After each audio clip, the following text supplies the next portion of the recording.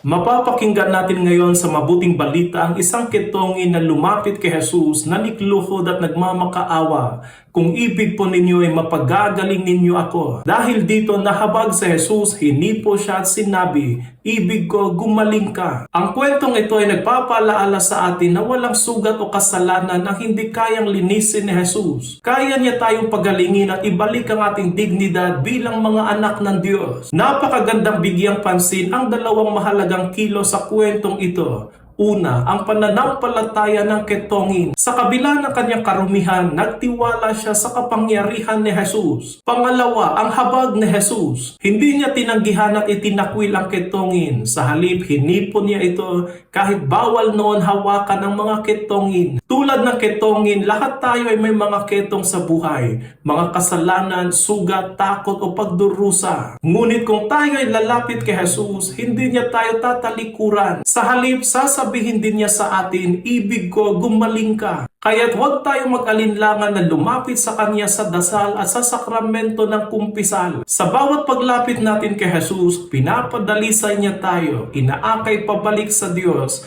at binibigyan tayo ng bagong buhay.